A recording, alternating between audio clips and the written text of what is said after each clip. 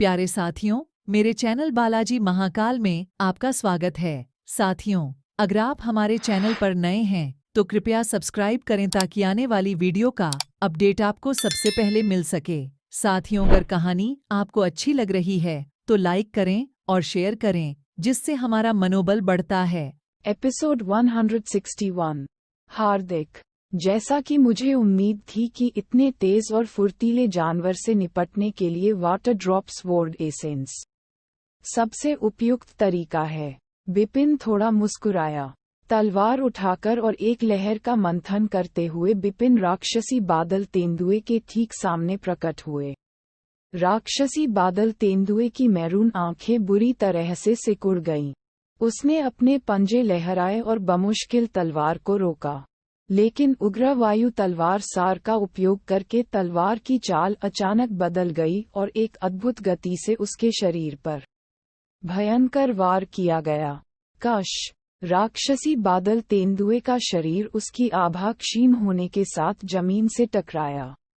वह पहले ही मर चुका था। इससे हवा में बड़ा शोर मच गया। पानी की बूंद तलवार सार। उस लड़के को वाटर ड्रॉप स्वॉर्ड एसेंस की बहुत अच्छी समझ है। उन्होंने अर्थ गेल और रेजिंग फायर स्वॉर्ड एसेंस में अपनी समझ दिखाई है। यहाँ तक कि गेल और रेजिंग फायर स्वॉर्ड एसेंस को संयोजित करने का प्रबंधन भी किया है। लेकिन कौन उम्मीद कर सकता था कि वह weight or drop sword essence को भी समझ लेंगे। एक ही समय में 4 प्रकार की तलवार के सार में महारत हासिल करना। यहाँ तक कि वे उच्च श्रेणी के विशेषज्ञ भी थोड़ा चकित हो गए।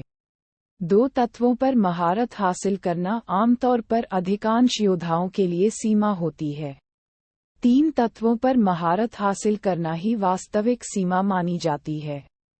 फिर 4 तत्वों पर महारत हासिल करने का क्या मतलब है? इस बच्चे ने 4 तलवारों के सार को समझ लिया। इसलिए साहसी पैलेस मास्टर व्हाइट ने उसकी आंखों में दोष का कोई संकेत न होते हुए भी प्रशंसा की आह दबा दी। उसने बहुत पहले ही पहचान लिया था कि बिपिन एक सुपर जीनियस है जो औसत से बहुत आगे है। इसलिए उसे सामान्य मानकों का उपयोग करके नहीं आंका जा सकता है। वाटर ड्रॉप स्वॉर्ड एसेंस के बारे में उनकी समझ इतनी गहरी है कि वह इससे उग्र पवन स्वॉर्ड एसेंस में बदलने में सक्षम थे। वह उस राक्षसी बादल तेंदुए को पहले ही मार सकते थे, तो उन्होंने अब तक इंतजार क्यों किया? पैलेस मास्टर ब्लैक ने पूछा और मुस्कुराते हुए अपना सिर हिलाया। पहाड़ की चोटी पर राक्षसी बादल तेंदुए को मारने के ठीक बाद बिपिन कोर इकट्ठा करने के लिए नीचे बैठ गया, लेकिन ठीक उसी समय जब वह नीचे बैठा, ताली ताली ताली, अचानक ताली बजाने की आवाज आई। बिपिन का चेहरा सख्त हो गया। उसने उस तरफ देखा जहां से आवाज आ रही थी और उसने देखा कि 2 आकृतियां धीरे धीरे उसकी ओर आ रही हैं। ये बिपिन की आंखें हैं। वह उन 2 व्यक्तियों को जानता था जिनसे उसका पहले भी सामना हो चुका था। हनीश और उसके बड़े भाई हार्दिक। बिपिन ने उसकी नाक खुजलाई। उसकी ओर आ रहे 2 शख्स बिल्कुल हार्दिक और हनीश थे। हनीश बिपिन से खुन्नस रखता था। बिपिन को अर्थी ड्रैगन सूची में 10वें स्थान पर रखने का कारण ये था कि उन्होंने हनीश को हरा दिया था। उस समय हनीश ने कहा था कि जब लड़ाई का चयन शुरू होगा तो उसे बिपिन से 2 गुनी बदनामी मिलेगी। 3 धारीदार राक्षसी बादल तेंदुए के पास गहन यिन शून्य क्षेत्र के करीब युद्ध की ताकत थी और आपने इसे अपने दम पर मार डाला। आपकी ताकत वास्तव में उत्कृष्ट है, हार्दिक ने कहा, जिसकी आंखों में ठंडक के साथ एक उदास मुस्कान थी। आप क्या चाहते हैं? बिपिन ने हार्दिक की ओर देखा और उसके चेहरे पर उदासी भरी अभिव्यक्ति थी। उसने सीधे तौर पर हनीश को नजरअंदाज कर दिया। आपकी ताकत के साथ मुझे आमतौर पर उस मूल के लिए आपसे लड़ने में कोई दिलचस्पी नहीं होगी, लेकिन आपके और मेरे छोटे भाई के बीच मनमुटाव है और मैं ये दिखावा नहीं कर सकता कि मैं आपके द्वारा उसे धमकाने के बारे में नहीं जानता, हार्दिक ने कहा। बिपिन, मैंने तुम्हें 1 महीने पहले ही कहा था कि उस दिन मुझे तुमसे जो मिला उसे मैं 2 गुना करके लौटाऊंगा और उसका समय आज है। हनीश नफरत से दहाड़ उठा। आप इसे मुझे 2 गुना करके लौटाएंगे? आप दोनों के साथ बिपिन उदासीन लग रहा था। हार्दिक ने अपनी मुस्कान में पूर्ण आत्मविश्वास के संकेत के साथ कहा, हम दोनों नहीं, मैं अकेला ही काफी हूँ। बिपिन ने उसकी ओर देखा। अभी कुछ समय पहले ही हार्दिक ने याग्निक को हराया था, जो अर्थी ड्रैगन सूची में तीसरे स्थान पर थे और उन्होंने सूची में अपना स्थान बना लिया था। उनकी ताकत निस्संदेह जबरदस्त थी, लेकिन बिपिन ने युद्ध के ऐसे रिकॉर्ड को ध्यान में नहीं रखा होगा। उन्हें इस बात पर आश्चर्य हुआ कि हार्दिक इतना आश्वस्त क्यों है। आप आकर कोशिश क्यों नहीं करते? बिपिन की आवाज ठंडी थी और तलवार का सार जो एक बार बंद हो गया था वह फिर से उसके शरीर से विस्फोटक रूप से उभर रहा था। हे, मैं तुम्हें निराश नहीं करूंगा। जैसे ही हार्दिक की आवाज फैली, उसका चेहरा आगे बढ़ गया। वह बिपिन के सामने बर्फ जैसी ठंडी रोशनी की एक रेखा के साथ अचानक चमकता हुआ दिखाई दिया। उसने एक लंबा काला भाला पकड़ रखा था। उसका सिर धूप के नीचे एक धातु की चमक के साथ चमक रहा था, अतुलनीय रूप से चमकदार। बिना आवाज के लंबा भाला बिपिन की ओर फेंका गया। जल बूंद और पृथ्वी सार। बिपिन ने आंखें मूंद लीं। उन्होंने पानी की बूंद और पृथ्वी के सार को पहचान लिया। इतना ही नहीं कि वे एक साथ संयुक्त थे, जाहिर तौर पर हार्दिक भी एक पूर्ण प्रतिभाशाली व्यक्ति थे जो 2 तत्वों को जोड़ सकते थे। चयन प्रतियोगिता में भाग लेने वाले 68 प्रतिभाओं में से 5 से अधिक ऐसे नहीं थे जिन्होंने 2 तत्वों का संयोजन हासिल किया था। हार्दिक उनमें से एक थे। हम्फ, बिपिन ने व्यंग्य किया और अपनी ट्रिपल किल तलवार से सीधे उसके कंधे के पास म्यान से काट डाला। ये हवा को काटता है। तलवार की धार सीधे बर्फ के ठंडे भाले पर गिरी और उग्र पवन तलवार का सार अपनी सीमा तक फूट गया। पिया, एक धमाके की गर्जना हुई। लंबा काला भाला झुका, लेकिन जहरीले सांप की जीभ शियू शियू शियू की तरह तेजी से बाहर निकल गया। भाले की परछाइयों के चाबुक तेजी से बिपिन की ओर चले और प्रत्येक परछाई ने सीधे उसके गले पर निशाना साधा। बिपिन ने इत्मीनान से पुनर्जन्म तलवार कौशल से भालों का बचाव किया। Clang clang clang clang clang clang, लगातार झड़पों की आवाजें आ रही थीं। भाले की छाया बेहद तेज थी और मुश्किल कोणों पर हमला किया गया, जिससे बिपिन को पीछे हटने के लिए मजबूर होना पड़ा। दर्जनों भाले फेंके गए, हालांकि उन सभी को उसके पुनर्जन्म तलवार कौशल द्वारा अवरुद्ध कर दिया गया था। बिपिन ने दसियों फीट पीछे जाने के लिए मजबूर किया, जब तक कि वह अंततः पहाड़ की चोटी पर एक विशाल पेड़ से नहीं टकरा गया। दरार, दसियों मीटर ऊंचा विशाल वृक्ष बीच से फट गया। बिपिन ने अपना संतुलन वापस पाने में कामयाबी हासिल की, फिर अपने कंधे से लकड़ी के टुकड़े हटा दिए। उसने तुरंत अपनी ताकत बढ़ा दी, जिससे उसके शरीर की मांसपेशियां और हड्डियां जोर से चटकने की आवाज करने लगीं। फिर बिपिन ने देखा हार्दिक की ओर। उनकी आवाज ठंडी और कठोर थी और उन्होंने कहा कि हार्दिक, कृपया मुझे मत बताओ कि तुम्हारे पास बस इतना ही है। ओह! हार्दिक ने अपनी भौहें उठाईं और कहा, ये सच है कि मैंने जो ताकत दिखाई है वह आप जैसे किसी व्यक्ति के लिए खतरा नहीं है, जिसने 3 धारीदार राक्षसी बादल तेंदुए को खुद ही मार डाला था। और हार्दिक की आंखों में तीव्र रोशनी चमकी, फिर उनका शरीर बिजली की तरह आगे की ओर दौड़ा। बर्फीले पुराने भाले की छाया बिजली की ड्रिल की तरह हवा में छेद करती हुई तुरंत बिपिन के सामने आ गई। वही भाले की चाल से बिपिन उदासीन दिखे।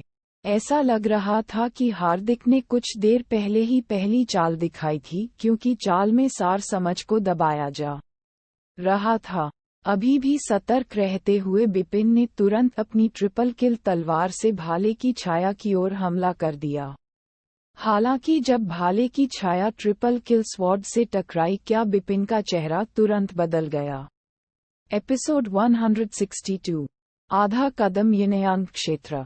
ऐसा लग रहा था कि यह वही भाला चाल है, लेकिन जब भाला ट्रिपल किल तलवार से टकराया तो बिपिन को अपने हाथ से एक जबरदस्त शक्ति गुजरने का एहसास हुआ, जिससे तुरंत उसकी बांह सुन्न हो गई और उसे जल्दी से पीछे हटने के लिए मजबूर होना पड़ा। बिपिन ने फिर से उसके पीछे के पेड़ों पर प्रहार किया, लेकिन इस बार वह तब तक नहीं रुका जब तक उसने 3 विशाल पेड़ों को धराशायी नहीं कर दिया। बिपिन के माथे पर भौहें चढ़ गईं और उसके शरीर में खून थोड़ा अशांत हो गया। उसकी ताकत अचानक इतनी बढ़ गई कि बिपिन ने फिर से हार्दिक की ओर देखा और उसकी आध्यात्मिक शक्ति में एक नाटकीय बदलाव देखा। उसकी आभा से बिपिन की आंखें ठिठक गईं। वह महसूस कर सकता था कि हार्दिक से निकलने वाली आभा असाधारण स्वर्ण कोर दायरे से कहीं अधिक थी, लेकिन फिर भी यिन यांग शून्य दायरे से थोड़ा नीचे थी। ये गोल्ड कोर दायरे और यिन यांग शून्य दायरे के बीच कुछ जैसा लग रहा था। आधा कदम यिन यांग दायरे। बिपिन तुरंत समझ गए।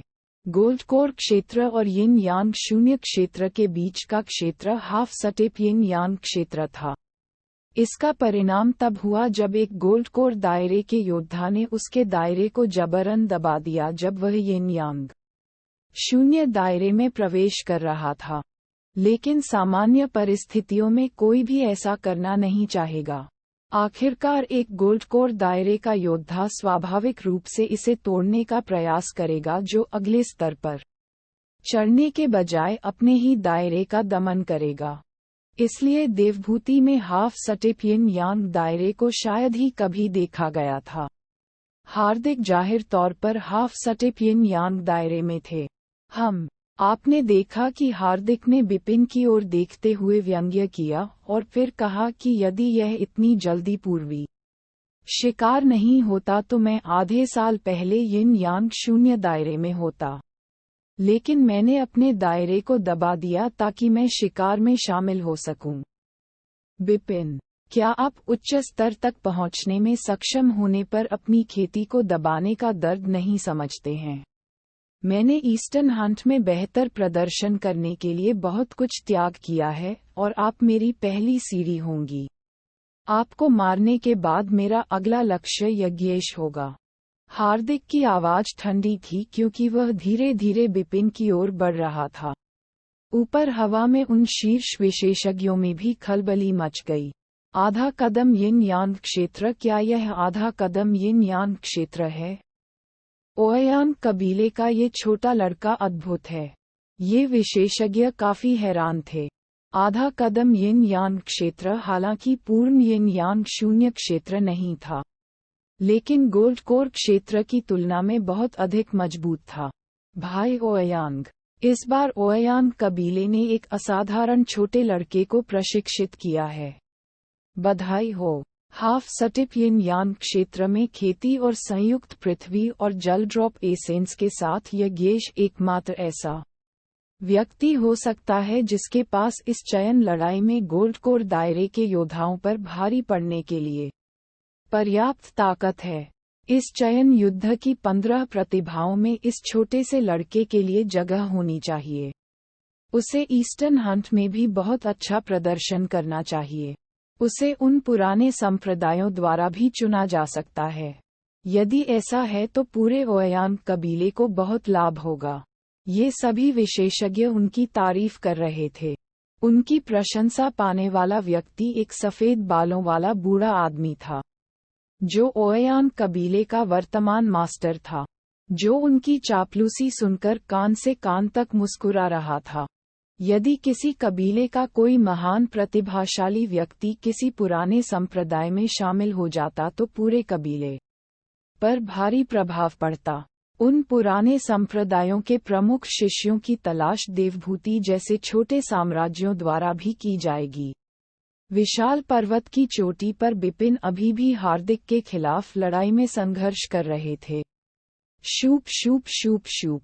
भाले की परछाइयों की धारियां बिपिन की ओर तेजी से बढ़ रही थीं। प्रत्येक छाया अपार शक्ति के साथ हवा को छेद रही थी।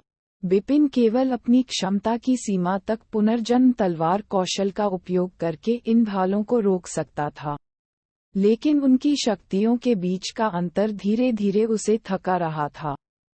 मेरी साधना जो गहन स्वर्ण कोर क्षेत्र में है, केवल असाधारण स्वर्ण कोर क्षेत्र के बराबर है, क्योंकि मेरा सर्वोच्च स्वर्ण कोर मेरी शक्ति को 100 गुना बढ़ा सकता है, लेकिन फिर भी इसकी तुलना आधे चरण वाले यिन यांग दायरे से नहीं की जा सकती। बिपिन ने अपना सिर हिलाया। उनकी खेती का वर्तमान स्तर पर्याप्त मजबूत नहीं था। यदि वह अपने सुप्रीम गोल्ड कोर के समर्थन से असाधारण गोल्ड कोर दायरे तक पहुंच सकता है, तो वह सामान्य यिनयांग शून्य दायरे की बराबरी कर सकता है, जो हार्दिक से अधिक मजबूत है। लेकिन फिलहाल वह अभी भी हार्दिक से कमजोर था, क्योंकि वह प्रोफाउंड गोल्ड कोर दायरे में था। चूंकि मैं उसे ताकत से नहीं हरा सकता, इसलिए मुझे अपनी समझ पर निर्भर रहना होगा। बिपिन की आंखों में लड़ाई का एक प्रबल इरादा चमक उठा। 7 दिनों में यज्ञेश और उसके बीच जिंदगी और मौत की लड़ाई होगी, और यज्ञेश हार्दिक से कहीं ज्यादा ताकतवर था। अगर वह हार्दिक को नहीं हरा सका, तो यज्ञेश से लड़ना उसका सिर काटने के समान होगा। हाहा, भाड़ में जाओ। हार्दिक हंसे, क्योंकि उनके हाथ में भाला अपनी चाल बदलने लगा। भाला कभी कभी फिसलकर नीचे गिर जाता था और समय समय पर ठंडी रोशनी के साथ आगे बढ़ता था। भाला पूरी तरह से पृथ्वी और पानी की बूंद के संयोजन से चलता है, जो अविश्वसनीय रूप से शक्तिशाली था। गुंजन। जैसे ही वह हमलों से बचने के लिए संघर्ष कर रहा था, बिपिन का चेहरा अचानक बदल गया। फिर उसने हार्दिक की गतिविधियों को देखा और भाले की चाल में अंतर्निहित दायरे को महसूस करते हुए उसकी आंखें चमक उठीं। ये भाला चाल। वाटर ड्रॉप एसेंस का इस्तेमाल इस तरह किया जा सकता है। इसी समय बिपिन को अंतर्ज्ञान हुआ।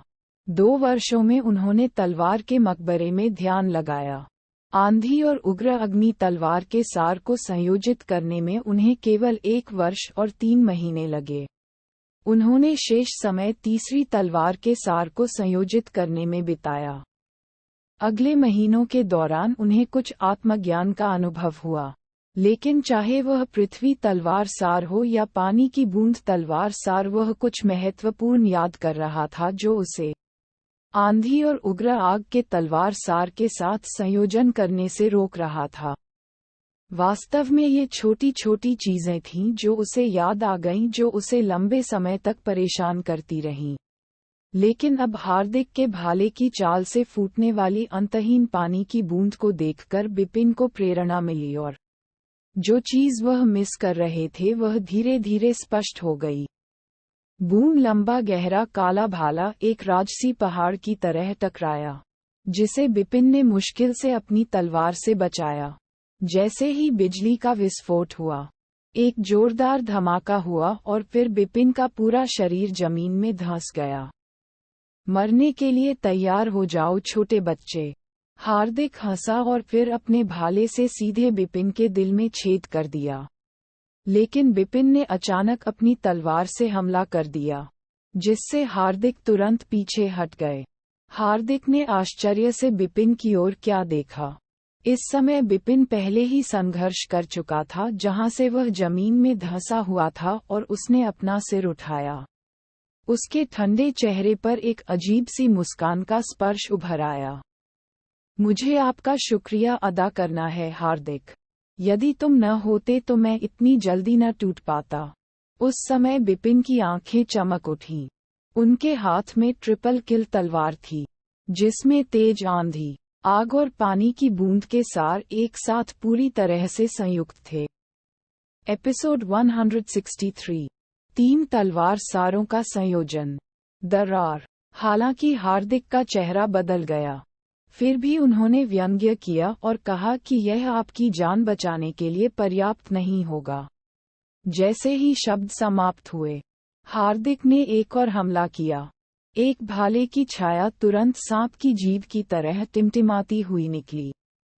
इसे ठंडी आंखों से देखते हुए बिपिन ने अपनी ट्रिपल किल तलवार को कसकर बंद कर दिया और तेज आग, आंधी और पानी की बूंद के तलवार के सार को जोड़ दिया। लंबी तलवार तुरंत हवा के माध्यम से आगे की ओर बहती हुई रोशनी में बदल गई। निस्वार्थ तलवार तकनीक। पहला कदम, टकराना। तलवार की रोशनी भाले की छाया से टकराई और स्याह लंबे भाले को आधा कर दिया। फिर शक्तिशाली तलवार की रोशनी सीधे हार्दिक को भेदती रही। हूश! बिपिन उसी समय हार्दिक के पास दिखाई दिए और ठंडी आवाज में धीरे धीरे बोलते हुए उन्होंने कहा कि यह पहली बार है जब मैंने चयन की लड़ाई में इस कदम का इस्तेमाल किया है। इससे मारा जाना अपना सम्मान समझें। बिपिन ने जो कहा उसे सुनने के बाद हार्दिक ने अविश्वसनीय भाव के साथ अपनी आंखें चौड़ी कीं और फिर उनका शरीर धीरे धीरे ढह गया। जब तक हार्दिक जमीन पर नहीं उतरे तब तक उनके माथे के बीच से खून बहने लगा था।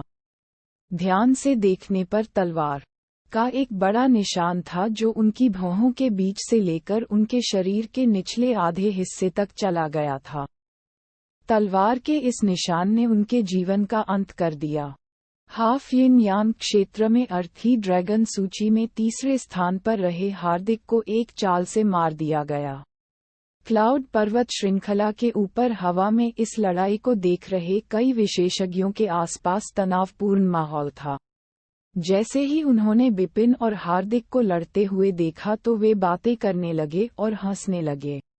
देखो, वे दो लोग अभी भी इसमें लगे हुए हैं। हाँ, फिर भी लेकिन ये स्पष्ट है कि बिपिन को पूरी तरह से दबाया जा रहा है। ये सामान्य बात है कि इस चयन लड़ाई में यज्ञेश ही एकमात्र ऐसा व्यक्ति है जो हार्दिक से अधिक मजबूत है। जहां तक बाकी लोगों की बात है तो ऐसा कोई नहीं है जो उसके बराबर हो सके। सांसारिक ड्रैगन सूची में दूसरा नहीं, बबन और बिपिन भी नहीं। ये लड़का वास्तव में उतावला है। अगर आप इसकी ताकत पर विचार करें तो राक्षसी बादल तेंदुए के साथ भयंकर युद्ध करना समझ में आता है। हालांकि ताकत में उनके बीच एक स्पष्ट अंतर है। हार्दिक के साथ लड़कर वह सिर्फ मूर्ख बन रहा है। क्या वह मरना चाहता है? हाँ, वह थोड़ा मूर्ख है। ये विशेषज्ञ लापरवाही से बातें करते रहे, लेकिन पैलेस मास्टर ब्लैक और पैलेस मास्टर व्हाइट ने उनकी बात सुनते समय अप्राकृतिक भाव प्रदर्शित किए। वह क्या कर रहा है? वह बच क्यों नहीं रहा है? वह स्पष्ट रूप से हार्दिक के साथ प्रतिस्पर्धा करने में असमर्थ है। पैलेस मास्टर व्हाइट का माथा कसकर झुक गया। तभी अचानक युद्ध के मैदान में कुछ अजीब हुआ। बिपिन ने एक ही चाल से अचानक हमला करके हार्दिक को पीछे हटने पर मजबूर कर दिया। जब ऐसी शानदार चाल प्रदर्शित की गई तो ऊपर से देख रहे सभी विशेषज्ञ इससे आकर्षित हो गए। तलवार की रोशनी गिरी और हार्दिक की तुरंत मृत्यु हो गई। मौन, उदासीन। ऊपर से दर्जनों विशेषज्ञ इस युद्ध को देख रहे थे और वे सभी इस क्षण स्तब्ध रह गए। कुछ मिनट पहले उनमें से कुछ लोग बिपिन को मूर्ख और उतावले समझते थे, लेकिन अब हार्दिक की एक ही चाल में हत्या कर दी गई थी। क्या वह सचमुच उतावला था? मूर्ख। 3 तलवार सार का संयोजन। ये देखकर कि सिंहासन पर बीच में बैठे सम्राट दिवेश भी अपनी आंखों में चमकती तेज रोशनी के साथ खड़े होने से खुद को नहीं रोक सके। 3 तलवार सार। वास्तव में उस चाल में केवल 3 तलवारों के सार ही शामिल नहीं थे। इसने उन तीनों को पूरी तरह से संयोजित कर दिया। उसने वास्तव में 3 तलवारों को इतने उत्तम तरीके से संयोजित किया कि इसमें कोई आश्चर्य की बात नहीं है कि वह इतने कम समय में अपनी ताकत बढ़ाने में सक्षम था। उन विशेषज्ञों ने आश्चर्य से कहा, तलवार के सार को मिलाने पर शक्ति स्वाभाविक रूप से मजबूत हो गई। 2 संयुक्त तलवार सार की शक्ति केवल एक तलवार सार से कहीं अधिक मजबूत थी। जहां तक 3 तलवारों के संयोजन की बात है तो ताकत विस्फोटक रूप से बढ़ जाएगी। बिपिन अनुमान लगाते थे कि अगर उन्होंने 3 तलवारों को मिला दिया तो उनकी लड़ने की ताकत कम से कम 3 गुना हो जाएगी, लेकिन वास्तव में उनकी ताकत 5 गुना बढ़ गई थी।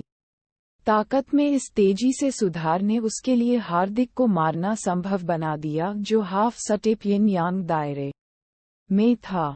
गोल्ड कोर क्षेत्र में एक योद्धा के लिए 2 सारों को जोड़ना असाधारण है। इस चयन लड़ाई में 5 से अधिक लोग 2 सारों को जोड़ नहीं सकते हैं। जो कोई 3 सारों को जोड़ सकता है वह वास्तव में एक असाधारण प्रतिभा है, दिवेश ने धीमी आवाज में कहा, और फिर उसने पहले मास्टर्स ब्लैक एंड व्हाइट की ओर देखा। फिर पूछा कि उसकी उम्र कितनी है। महामहिम बिपिन इस वर्ष 19 वर्ष के हैं। पहले मास्टर व्हाइट ने सीधे जवाब दिया, सिर्फ 19 साल का, 20 साल का भी नहीं। यहाँ तक कि दिवेश भी अपनी असली उम्र सुनकर चिल्लाए बिना नहीं रह सका। बाकी विशेषज्ञ भी हैरान रह गए। क्या 19 साल के बच्चे के लिए 3 तलवारों को जोड़ना संभव था? दिवेश ने कहा, इस युवा का भविष्य निश्चित रूप से आशाजनक है। ये सुनकर पैलेस मास्टर ब्लैक मुस्कुराए। इससे उन्हें वह बात याद आ गई जो उन्होंने तब कही थी जब बिपिन ने ड्रैगन गेट को चुनौती दी थी। वह बहुत होनहार है। अगर हम उसे आगे बढ़ने का मौका दें तो वह निश्चित रूप से ड्रैगन पैलेस में एक शीर्ष विशेषज्ञ बन जाएगा। यहाँ तक कि हेवनली ड्रैगन सूची में भी चढ़ना कोई सवाल नहीं होगा। हालांकि एक असाधारण प्रतिभा के रूप में उसे blood feather tower palace master द्वारा हत्या के कई प्रयासों का सामना करना पड़ा।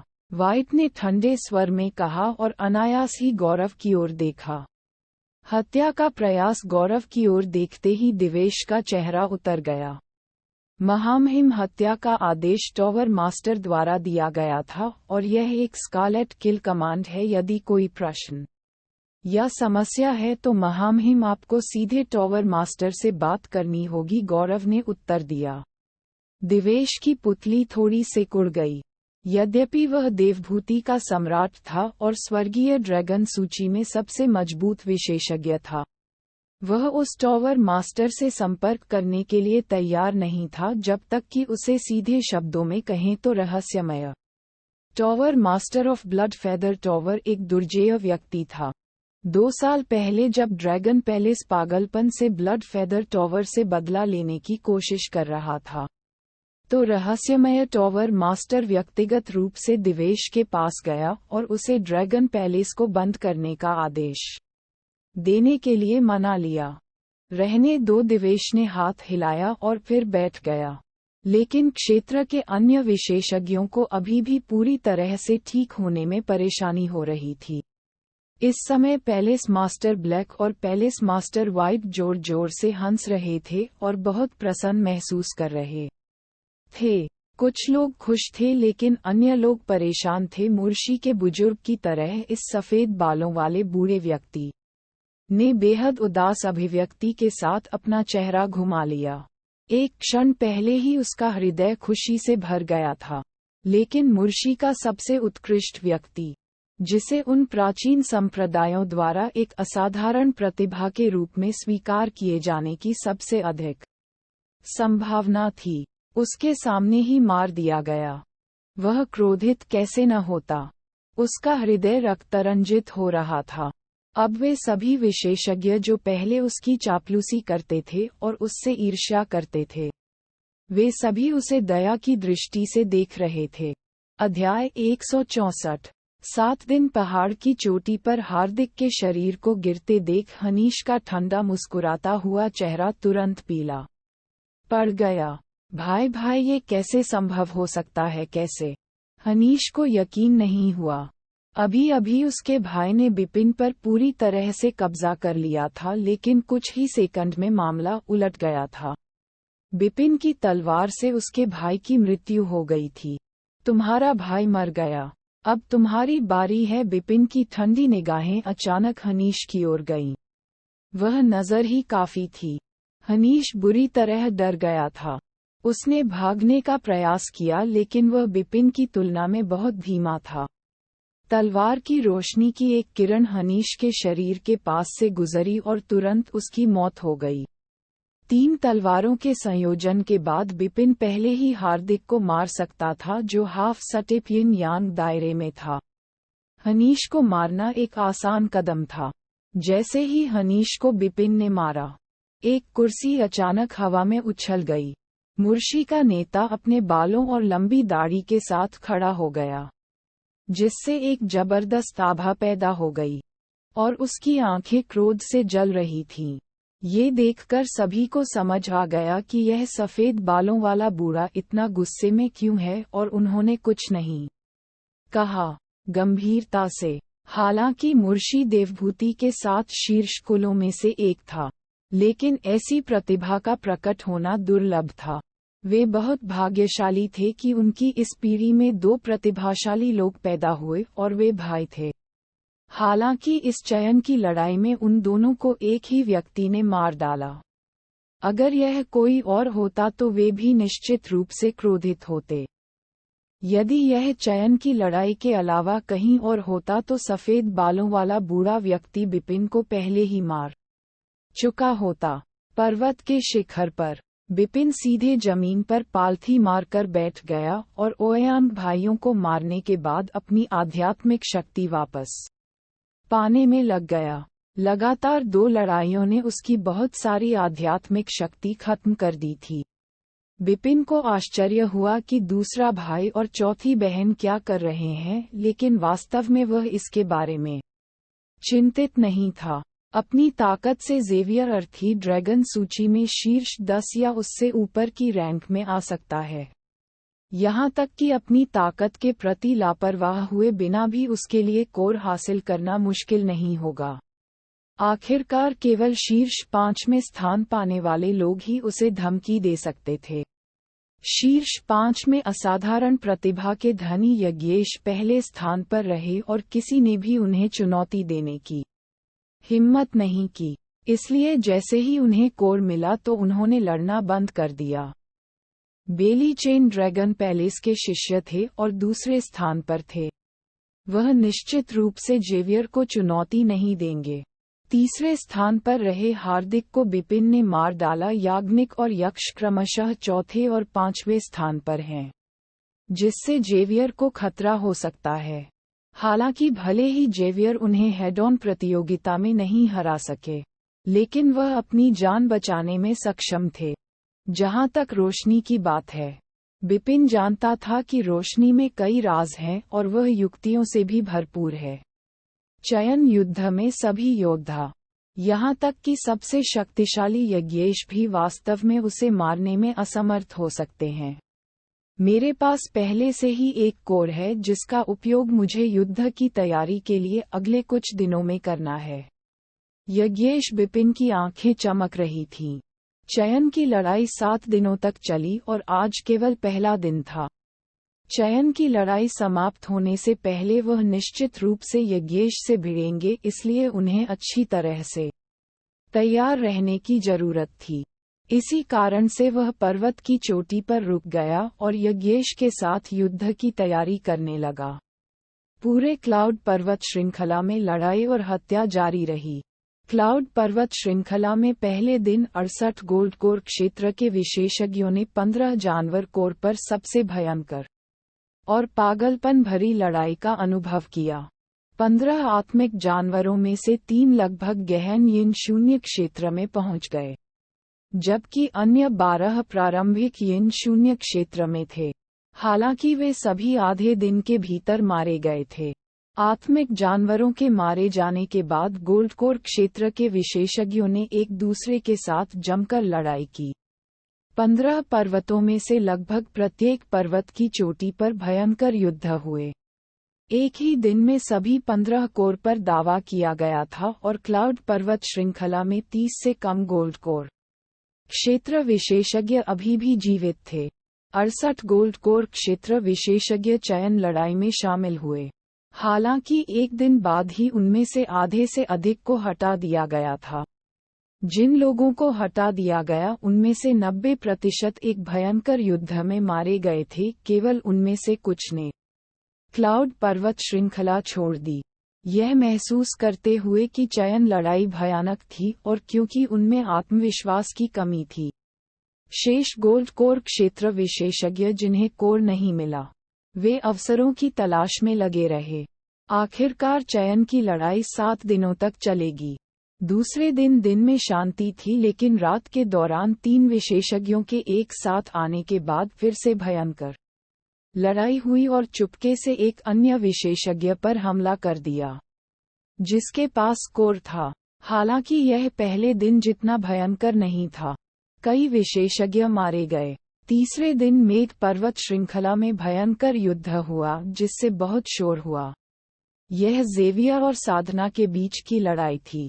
अर्थी ड्रैगन लिस्ट में 8वें स्थान पर रही साधना ने एक बार थोड़े समय के लिए बिपिन के साथ प्रतिस्पर्धा की थी, जबकि जेवियर, जो पहले अज्ञात था और अर्थी ड्रैगन लिस्ट में भी नहीं था, उसने इस लड़ाई के बाद अपना नाम सभी को ज्ञात कराया। लड़ाई के दौरान साधना ने जानवर को काबू में रखने की पूरी कोशिश की। हालांकि ज़ेवियर ने वज्र के हमले से सीधे उसे मार डाला।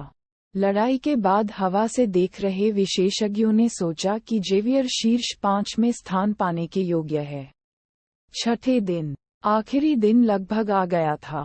सभी गोल्ड कोर दायरे के योद्धा जिनके पास कोई कोर नहीं था, वे अब और इंतजार नहीं कर सकते थे, इसलिए उन सभी ने कार्रवाई की।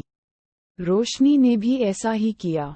चयन की लड़ाई के दौरान रोशनी ने कम प्रोफाइल बनाए रखी थी। छठे दिन तक ऐसा नहीं हुआ था कि वह कुछ अन्य लोगों के साथ शामिल हो गई और एक योद्धा को एक कोर के साथ मार डाला। फिर उन्होंने कोर के लिए लड़ाई लड़ी, जिसे रोशनी ने ले लिया। तब उसे कई गोल्ड कोर दायरे के योद्धाओं ने घेर लिया था। हालांकि अपने सभी कौशल का उपयोग करने के बाद भी वे उसका कुछ नहीं कर सके। वह रुई की एक गेंद की तरह थी जिसे कुचला या तोड़ा नहीं जा सकता था।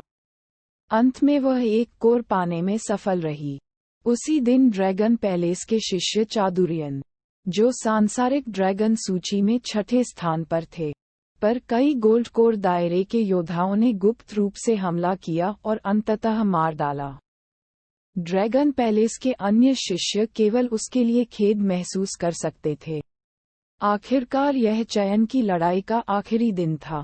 6 दिनों तक पहाड़ की चोटी पर बैठने के बाद बिपिन ने अपनी आंखें खोलीं, जिनमें तेज रोशनी चमक रही थी। यह आखिरी दिन है, चलो भी।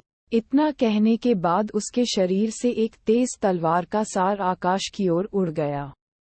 एपिसोड 165, उड़ती तलवार का सार। मेघ पर्वत श्रृंखला में ये पूरी तरह से शांत हो गया है। सब कुछ खामोश था। अचानक एक अविश्वसनीय तलवार का सार एक विशाल अजगर की तरह उठ खड़ा हुआ, जो लाखों वर्षों से सो रहा है। आकाश का रंग उड़ गया और पृथ्वी तुरंत हिलने लगी। पूरे क्लाउड पर्वत श्रृंखला में गोल्ड कोर दायरे के योद्धा, जिनके पास कोर था और जिनके पास नहीं था, वे दोनों इस समय चिंतित थे। ये तलवार सार, कितना भयानक तलवार सार है। ये साधारण तलवार सार मुझे अंदर तक डरा देता है। ये बहुत मजबूत है। अभी क्लाउड पर्वत श्रृंखला में जीवित लोगों में से केवल एक ही व्यक्ति है जो इतनी शक्तिशाली तलवार सार बिपिन को जारी कर सकता है। योद्धा भयभीत तो हुए, लेकिन साथ ही उन्हें ये भी समझ में आ गया कि बिपिन क्या कहना चाहते हैं। हाथ में तलवार होने पर मेरा कोई मुकाबला नहीं कर सकता। वास्तव में उन्हें इतिहास में तलवार सिद्धांत की सबसे मजबूत समझ थी। हाहा, ये शुरू होता है। वे विशेषज्ञ जो हवा में एक साथ एकत्र हुए थे, अब उथल पुथल में थे। बिपिन और यज्ञेश के बीच मुकाबला रोमांचक होगा। पहले बिपिन के पास यज्ञेश के खिलाफ जीतने का कोई मौका नहीं था, लेकिन अब यह एक अलग कहानी है। 3 तलवारों का संयोजन उसे यज्ञेश के खिलाफ लड़ने के लिए योग्य बनाता है। इतना ही नहीं, परिणाम अप्रत्याशित है। ये विशेषज्ञ इस पर चर्चा कर रहे थे। चयन की लड़ाई से पहले बिपिन एक बार यज्ञेश से मिले थे, लेकिन वे सिर्फ एक दूसरे का अभिवादन कर रहे थे और यज्ञेश ने अपनी पूरी ताकत का इस्तेमाल नहीं किया था। उस समय लोगों को पता था कि दोनों के बीच लड़ाई होगी, लेकिन किसी को भी बिपिन पर भरोसा नहीं था। आखिर यज्ञेश बहुत ताकतवर था। हालांकि चयन की लड़ाई के पहले दिन बिपिन की ताकत बहुत ज्यादा थी। जब उसने 3 तलवारों को एक साथ जोड़ दिया तो सुधार हुआ। इसके अलावा उसने हार्दिक को मार डाला, जो हाफ सटेपियन यान क्षेत्र में एक तलवार के वार से था, जिससे सभी को एहसास हुआ कि उसकी ताकत यज्ञेश के खिलाफ लड़ने के लिए काफी मजबूत थी। आज चयन की लड़ाई का आखिरी दिन था। ये दिन सिर्फ बिपिन और यज्ञेश का था। देवभूति में प्रत्येक दशक में दुर्लभ रूप से प्रकट होने वाली शिखर प्रतिभाओं के बीच एक लड़ाई शुरू होने वाली थी। अविश्वसनीय तलवार सार के आकाश की ओर बढ़ने के बाद एक तेज आवाज पैदा हुई। एक भयानक आभा दूसरे पर्वत की चोटी से उठी। यह आभा ठंडी और अंधकार में थी। ऐसा लग रहा था कि यह आभा ब्रह्मांड की हर चीज को निगल सकती है। जैसे ही आभा उठी, दुनिया अंधकार में हो गई। इस आभा का स्वामी स्वाभाविक रूप से अंधेरे की इस दुनिया में राजा बन गया। एक तलवार का सार जो दुनिया को नियंत्रित कर सकता है। एक ऐसी आभा जो सब कुछ निगल सकती है। वे उठे और काफी दूर से एक दूसरे का सामना किया। पूरी दुनिया खामोश हो गई और क्लाउड पर्वत श्रृंखला के सभी योद्धा अपनी सांसें रोके हुए थे। उड़ती हुई तलवार के सार और भयानक अंधेरे आभा को देख रहे थे। किसी ने भी कुछ कहने की हिम्मत नहीं की। किसी ने भी हिलने की हिम्मत नहीं की, क्योंकि उन्हें डर था कि थोड़ी सी भी हलचल उन्हें उड़ती हुई तलवार के सार और अंधेरे आभा का निशाना बना देगी। जब तलवार का सार और आभा अंततः अपने चरम पर पहुंच गई, गोबर गोबर गहरे पदचाप सुनाई दे रहे थे। हालांकि शांत बादल पर्वत श्रृंखला के भीतर ध्वनि बहुत धीमी थी। यह एक विशाल ड्रमस्टिक की तरह थी जो सभी के दिलों पर धड़क रही थी, जिससे हर योद्धा का गला सूख रहा था। शिखर युद्ध पहाड़ों में से एक के शिखर पर खड़े होकर ज़ेवियर ने बड़ी तीव्रता से सब कुछ देखा। हालांकि जब उसने उड़ती हुई तलवार के सार और अंधेरे आभा को देखा तो वह घमंडी था, लेकिन उसने उनसे जुड़ने की हिम्मत नहीं की। ये हमारी महानतम प्रतिभाओं के बीच की लड़ाई है। देवभूति बबन ने भी आह भरी। दुर्भाग्य से यज्ञेश के खिलाफ लड़ने वाला मैं नहीं हूँ। जिस क्षण बिपिन की तलवार का सार निकला, उसे पता चल गया कि बिपिन उससे अधिक शक्तिशाली है। तीसरा भाई एक ऊंचे स्थान पर खड़ा था। सूर्य ने थोड़ा सा भौहें सिकोड़ी। उसकी आंखों में थोड़ी उम्मीद थी, लेकिन उससे भी अधिक चिंता थी। मेघ पर्वत श्रृंखला के बाहर पहाड़ों के किनारे के निकट बड़ी संख्या में योद्धा एकत्र थे। पिछले कुछ दिनों से ये योद्धा यहीं खड़े होकर बादल पर्वत श्रृंखला को देख रहे थे। हालांकि वहां कुछ चीजें थीं जिन्हें वे देख सकते थे, फिर भी वे बहुत उत्साहित थे और उनका उत्साह बिल्कुल भी कम नहीं हुआ था। जब उड़ती हुई तलवार का सार और काली आभा अचानक प्रकट हुई तो भीड़ उत्साहित हो गई। वह बिपिन और यज्ञेश हैं। हा आखिरी दिन ये दोनों राक्षस आखिरकार लड़ने जा रहे हैं। शिखर युद्ध ये देवभूति की 2 शिखर प्रतिभाओं के बीच का युद्ध है। इस युद्ध को ग्लेडिएटर एरेना के मिलेनियम क्रॉनिकल में लिखा जाना निश्चित है।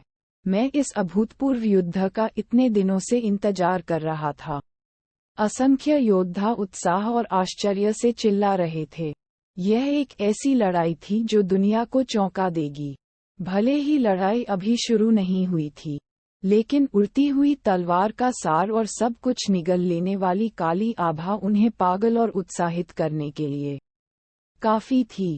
यह अज्ञात है कि आखिरी हंसी किसकी होगी। फरहान भी थोड़ा पीला दिख रहा था और किनारे पर खड़ा था और आगे की ओर देख रहा था। वह भी इस चयन लड़ाई में भाग लेने वाले गोल्ड कोर दायरे के योद्धाओं में से एक थे। हालांकि उन्होंने बिना किसी हिचकिचाहट के हार मानने से पहले केवल एक दिन क्लाउड पर्वत श्रृंखला में बिताया था। वह इस चयन लड़ाई की भयावहता को अच्छी तरह से समझते थे। अब दो सबसे मजबूत उम्मीदवार लड़ने वाले थे। फरहान के बगल में बड़े भाई मेघना ने दांत भींच लिए। उसका हृदय अनिच्छा से भर गया। प्रतिभागियों में से एक जिसने इस समय सभी का ध्यान आकर्षित किया वह व्यक्ति था जिसे उसने एक बार अपने दिल की गहराई से देखा था। उसने यहाँ तक सोचा कि वह बेकार है और उसके जीवन काल में कभी भी अच्छी संभावनाएं नहीं होंगी। पर अब यह आदमी पहले ही उसकी पहुंच से कहीं दूर चला गया था। भले ही वह लिन फैंग ही क्यों न हो जिससे वह प्यार करती थी, वह उस व्यक्ति के साथ तुलना करने में सक्षम नहीं था। उससे तो दूर की बात है, अगर मैं उस वक्त उसके लिए कुछ छूट छोड़ देता तो। मेघना ने इस बारे में सोचा, लेकिन इससे आगे सोचने की उसकी हिम्मत नहीं हुई। वह जानती थी कि जब वे छोटे थे तो बिपिन के मन में उसके प्रति स्नेह का भाव था। यदि वह उस समय इतनी अहंकारी न होती या उसने बिपिन के लिए थोड़ी सी छूट छोड़ दी होती तो शायद वे अभी एक साथ होते। लेकिन अब सब कुछ खत्म हो गया था। चूहा ए तात, चूहा ए तात, चूहा ए तात। कदमों की आवाज लगातार सुनाई दे रही थी। सभी की नजरों के नीचे दो आकृतियां धीरे धीरे दो अलग अलग दिशाओं से निकल रही थीं। उनमें से एक आकृति एक तेज तलवार में बदल गई थी जो पृथ्वी को चकनाचूर कर रही थी और 9वें स्वर्ग की ओर उड़ रही थी।